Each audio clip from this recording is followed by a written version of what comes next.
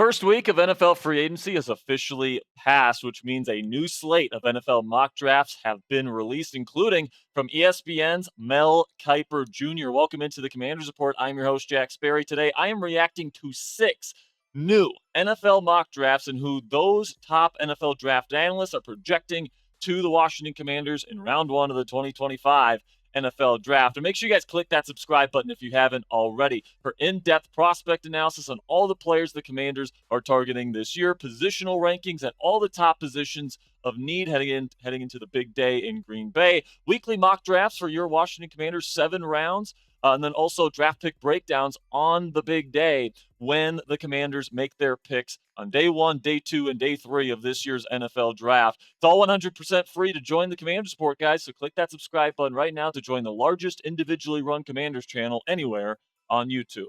So we'll start with the Godfather himself, Mel Kiper Jr., and in his latest mock that just dropped this morning, he still projects the Washington Commanders to take Maxwell, Hairston, the cornerback out of Kentucky, with the number 29 overall pick in the first round. Mel Kiper Jr. had the Commanders take Hairston in the first round of his 1.0 version of the mock draft. This is what he had to say this time around. The Commanders signed Jonathan Jones and Noah Igbenogany to replace Benjamin St-Juste, but Hairston could still work his way into a starting role on the outside. He can create takeaways, 6 interceptions over the past 2 seasons, and he ran a 4.28 at the combine, the fastest 40-yard dash across all positions this year. Figuring out the outside corner spots would allow Mike Sainristil to settle back into the slot where he's at his best. Now, you take a look at Hairston's relative athletic scoring, and you guys can see he is an absolute burner. Now, the weight is something that, is going to be definitely give Commanders fans PTSD because of Emmanuel Forbes and the fact that he was like 165 pounds and never put on any weight when he was here with the Washington Commanders. Maxwell Hairston is shorter and he's lighter than what you look for in an outside corner, but he is super fast. He's got long arms. He plays great in both man and zone coverage. I think that he's one of the better overall corners in the National Football League this year. And in my opinion, he is a ready-made NFL starting cornerback. So if you go out and get him and, you kind of figure out where you want to put him on the outside, you could put Mike Sainristil in the slot. I think that this is a move that the Washington Commanders can certainly think about if they want to go get a corner in the first round of this year's NFL draft. And speaking of corners in round 1, Daniel Jeremiah also dropped his latest mock today. He works for NFL Network, and he has the Commanders taking Azareye'h Thomas, the physical corner out of Florida State. Now, when it comes to Thomas, he did not test at the combine in terms of the running and the 40-yard dash and all that, but he is a really nice fit in terms of what Dan Quinn and Joe Witt Jr.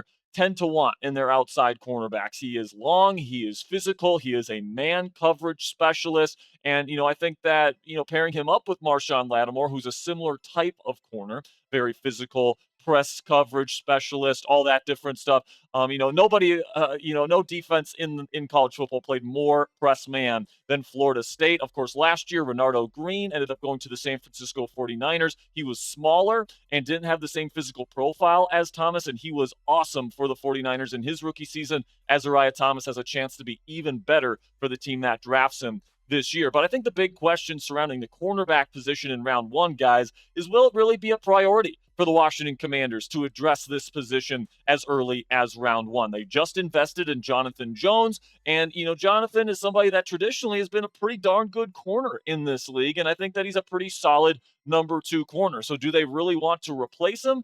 It's possible because Jones had a down year last year. They kind of got him for a relatively cheap deal. So I could certainly see the Washington Commanders drafting a corner to potentially take over for Jonathan Jones as on the outside as they look to move Mike Sainristil back into the slot where Mel Kiper Jr. just said is at his best. So I could certainly see the Commanders drafting a corner, but it's going to be interesting to see if it's in round 1. So what say you guys? Let me know down there in the comment section. Would you take a corner in round 1 if you were Commanders GM Adam Peters? Give me a yes or a no down there in the comment section. In just a second here, I'm going to tell you about our sponsor today at Turtle Beach Headsets. And while I'm talking about Turtle Beach today, find that pinned comment at the top of the comment section and give me a yes or a no. And with that, let's have a word from our sponsor here at Turtle Beach. And I'm currently in the Turtle Beach studio, the brand new Turtle Beach studio here at Chat Sports. I'm wearing the wireless headset today for my headset. And let me tell you guys, this is the best gaming headset I have ever use. Super comfortable. You guys might notice that the earmuffs are quite large. Well, I mean, that's what gives you the comfort right there. It's like a soft pillow on your ears. Also, super crystal clear sound within the headphones themselves. So if you're playing like a first person shooter, you guys will hear every single footstep. You'll hear every single loot box. And if you're playing something sports related, like the show just dropped, or Madden, or college football, you'll hear every rotation of the spiral, every single footstep, and every single cut your running back makes as it avoids defenders. Head on over to turtlebeach.com and use code CHAT at 10% off your entire order. That's 10% off your order at turtlebeach.com with promo code CHAT. After your purchase, they'll ask you where you heard about them. Please support our show and tell them that you were sent by the Commanders Report by Chat Sports. Get the ultimate immersive gaming experience with Turtle Beach today. Again, turtlebeach.com and use code CHAT for 10% off your entire order on your new favorite gaming headset today. A big thank you to Turtle Beach Headsets for sponsoring today's edition of the Commanders Report.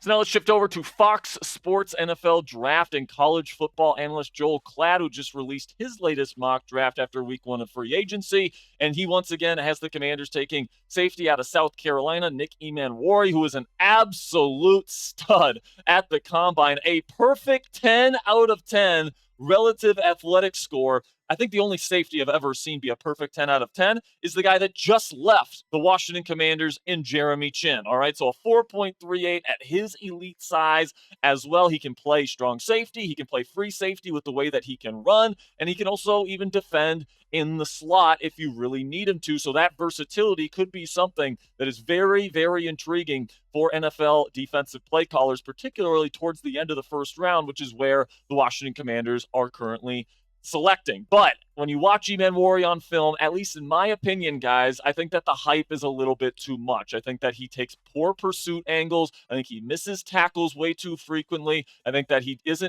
not the best zone defender. He's going to have to get a lot better being in the right place at the right time at the next level. He's got a phenomenal elite physical skill set, and that might be something that Dan Quinn and Joe Witt Jr. absolutely fall in love with here, guys.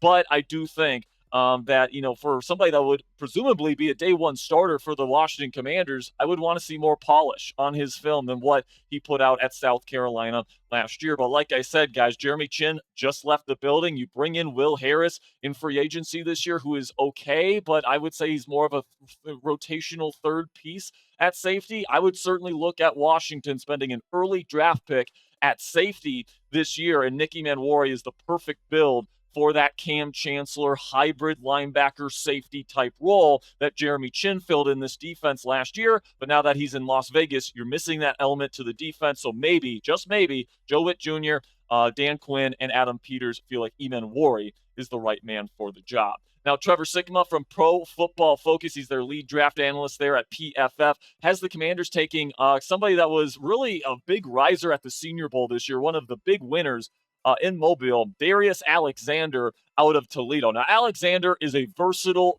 beast of a defensive tackle. If you want him to play a nose tackle role at 310 pounds, he can play that. If you want him to be a penetrating, pass rushing 3 technique, he can do that. If you want him to play 3-4 defensive end and a 5 technique, he's athletic enough to do that. I think that he is a phenomenal run defender. He plays with good pad level, and then also he's got some really good finesse and power. And he gets some good athletic get off the snap as well. So big fan of Darius Alexander's game. I would not mind whatsoever if the Washington Commanders end up making him their first round selection this year. I think he's going to be a difference maker at the next level. Then CBS's Ryan Wilson, their lead draft analyst there at CBS Sports, has the Commanders also going defensive tackle, this time with Derek Harmon, the DT out of Oregon. Now, the thing about Harmon is that he is disruptive. He is athletic as all get out for his size, and he's got super high potential, in my opinion. But he has a pretty big tackling issue. He has a missed tackle rate of over 24%, ladies and gentlemen.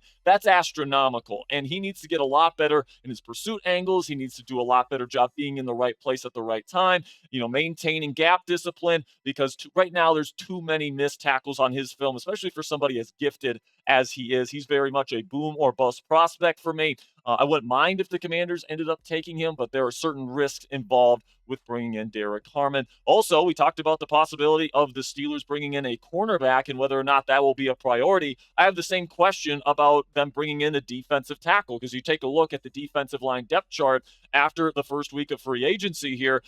It's very obvious that edge is the major need right now. Now, maybe they go out and trade for Trey Hendrickson, but if that's the case, they won't even have a first-round draft pick in all likelihood, and we're not even having this discussion right now. You do have Daron Payne. You just drafted Jazon Newton, who they love, out of Illinois last year in the second round. You brought in Javon Kinlaw. You brought back Sheldon Day, who had a pretty decent season last year. You brought in Eddie Goldman as a veteran piece. I just don't know necessarily if defensive tackle is going to be at the top of their list of priorities when the first day of the NFL draft begins. So let me know what you guys think down there in the comments section. You be the GM for me down there in the comments. Would you consider drafting a defensive tackle in round one? You told me earlier if you would draft a corner. Now tell me if you would consider a DT by typing D for draft or type P for pass. Let me know what you guys think down there in the comments.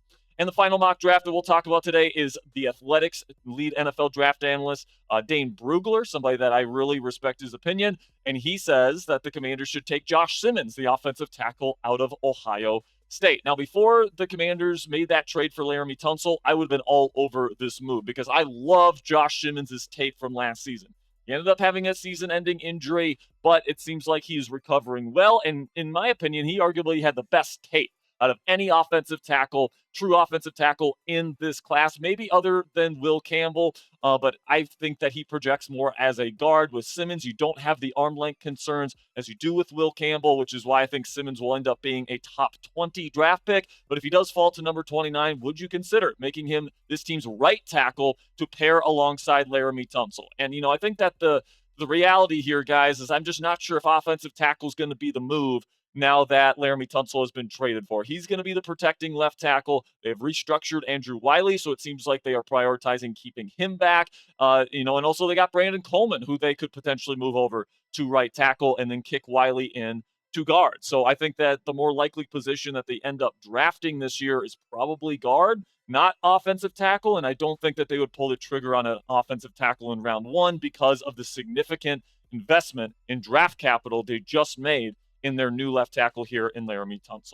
All right, that'll be it for today's show, guys. Really do appreciate all of your guys' support. We're going to keep you updated on all of the latest Commanders draft rumors all throughout the 2025 draft season. Of course, my latest mock draft, 7 rounds for the Washington Commanders, is coming up later this week on the Commanders Report live show, which comes out tomorrow. We are going live at 5:30 p.m. Eastern time tomorrow to give you guys the latest surrounding the Burgundy and Gold. So make sure you join us then. And until next time, guys, help to the Commanders.